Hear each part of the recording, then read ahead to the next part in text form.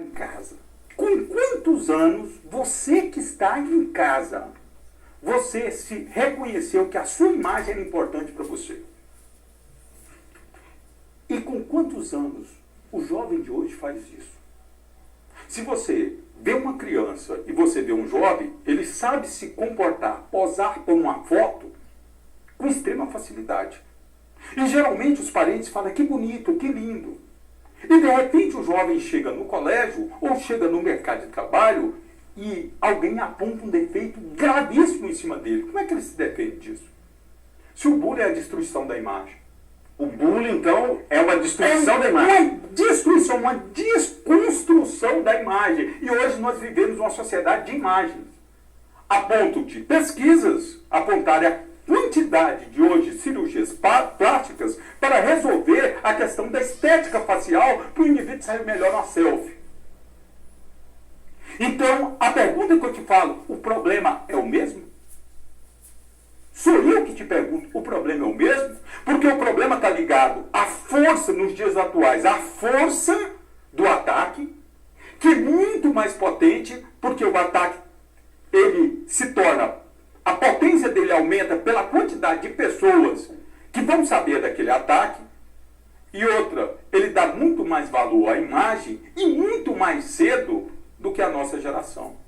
Então, na minha concepção, dependendo daquilo que ele passa, é uma bomba atômica na cabeça dele.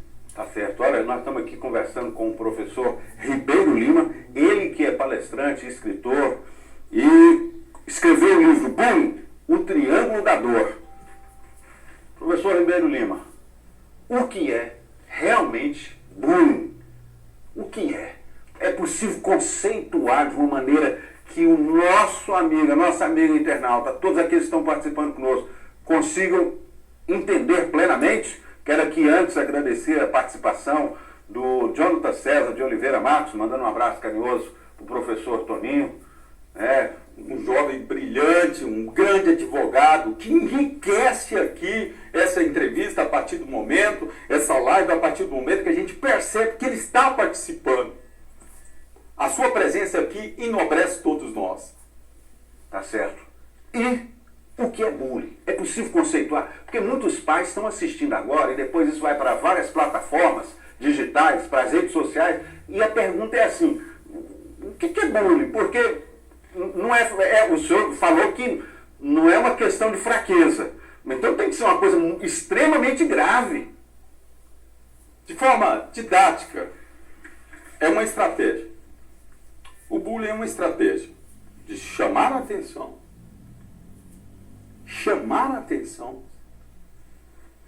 e conseguir o que quer através da agressão, da intimidação e da ridicularização. Aquele que pratica, ele quer chamar a atenção dos que estão presentes, ele quer impor a sua vontade, e a metodologia dele é dessa forma. O bullying ganha potência quando existe aquele que agride, aquele que observa e aquele que é agredido. A figura geométrica que interliga 3 pontos é um triângulo. Nesse caso, o triângulo causa dor física e dor psicológica. No português, eu criei o conceito de triângulo da dor. A relação entre quem agride, quem observa e quem é agredido, produzindo dor física e dor psicológica. Então ele produz dor física e dor psicológica. Aí a gente pode considerar que não é uma brincadeira. Você matou a charada. É por isso que eu gosto de estar com apresentadores acima da média. Qual é a diferença? Como é que você diferencia uma brincadeira do bullying? Uma brincadeira do triângulo? Como é que você diferencia em uma relação social, em convivência social? Se o indivíduo sentiu dor física e psicológica, não tem como ser uma brincadeira. Causou dor física, psicológica, tristeza, perdeu o sono, está angustiado, está ansioso. Bullying. Ele está sendo agredido. séria. E é sério, porque ele não tem para quem falar. Porque esse mal é um mal silencioso. Imediatamente, muitas vezes, ele chega e vira para os pais, ou para os amigos, e etc., e mostra a situação, imediatamente na cabeça as pessoas acham que é um contra um. Se é um contra um, quem agride, quem é agredido, ele tem que dar conta de resolver o problema. Matematicamente, ou na visão tradicional, se vê esse problema um contra um. Então, existe na visão tradicional uma igualdade numérica, mas não existe uma proporção de força. Geralmente, quem agride se sente mais forte. No conceito que eu criei, não tem nem igualdade numérica e nem igualdade de força. Porque existe a figura dos observadores. Os observadores são as pessoas próximas que deveriam impedir o problema, que têm condição de evitar o problema. Por não evitar o problema, eles potencializam o problema. Então, na visão do agredido, quando alguém diz algo contra ele, ou faz algo contra ele, e os outros riem, na visão dele, ele se sente agredido por vários, e não um só. Então, a relação, ela não é numericamente igual, e ela é desproporcionada na força. Certo, certo. Nós estamos batendo um papo aqui com o professor Ribeiro Lima, ele que escreveu o livro O Triângulo da Dor, um livro fantástico, com muitas informações, e que eu posso dizer para você que é imprescindível que as escolas tenham este livro, viu? Olha, venha entender como o manto da brincadeira torna invisível e inaceitável algo tão perigoso. E todos contra o bullying, todos contra o triângulo da dor. Mas o senhor começou falando aí, professor, como você chegou ao conceito triângulo da dor? Como que chega a esse conceito? Porque não é uma coisa tão simples. Porque aqui o senhor falou, olha, bullying é difícil de solucionar. Isso não é coisa de quem é fraco.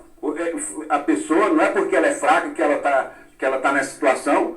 Depois o senhor conceituou. E agora, como chegar neste conceito aqui, que é um triângulo da dor? Geralmente, eu respondo essa pergunta quando nós estamos dando palestra para professores. Como se chegou? Eu saí de uma pergunta. De uma observação, que você também pode fazer. A minha pergunta foi: por que o jovem ele entra na escola e atira em todo mundo? Se ele tem um problema com um, como o conceito tradicional traz, um contra um, por que ele atira em todos? Não faz sentido. Se ele for agredido por um, que sentido tem ele atacar todos? Porque o trabalhador, lá nos Estados Unidos, quando é demitido, lá nos Estados Unidos, ele é demitido, porque alguns deles voltam para a empresa e atiram em todos? Que sentido é esse? Se ele tem um problema com um, por que ele ataca todos? E eu fui investigar o porquê ele ataca todos. Ele ataca todo porque ele se sente agredido por todos. Mas foi só um que o atacou, mas ele se sente agredido por todos. Aí que é o choque entre o conceito tradicional e o que eu estou trazendo. De novo, o que eu estou trazendo de novo. Ele se sente agredido por quem o atacou e ele se sente agredido por todos aqueles que estavam presentes e tinha um dever social e civilizatório de evitar a agressão. Aí quando o senhor está falando isso aí, o senhor está dando, na mente da gente vem. Você lembra da escola nos Estados Unidos, que aquele lá matou vários, depois no Rio de Janeiro, aquele lá sofreu a vida inteira e de repente ele volta lá e atira em vários. Então a pessoa que sofre o bullying, ela sente tão mal que ela revida em todos. Ela ataca quem o agrediu, quem observou a agressão e tinha o dever social e civilizatório de impedir aquela agressão. Por não impedir aquela agressão, potencializou a dor do agressor, do agredido, dele que foi agredido. Quanto mais pessoas estiverem presentes diante da agressão, maior o potencial da dor. Então, qual que é o papel dos observadores no triângulo? Os observadores poderiam impedir o bullying. Por não impedir, eles potencializam a agressão. A potencialização pode ser através de uma indiferença. O que isso significa? A negação da existência. Como não? O indivíduo está sofrendo na tua frente e você está indiferente com aquilo. Então, se alguém vê, tem que agir. O problema está interligado. Mesmo que ele menospreze o que o outro está sentindo, aquele que está sentindo a dor não vai desconsiderá-lo. Também pode ser pela omissão. A omissão não avala o que faltava. O indivíduo sabe que aquela conduta é errada, ele sabe que aquela conduta é errada, mas ele não impede a agressão. Pode ser por participação direta, indireta. O indivíduo diz alguma coisa, o outro riu. Quando o outro ri, aquele que está agredindo, ele percebeu que chamou a atenção.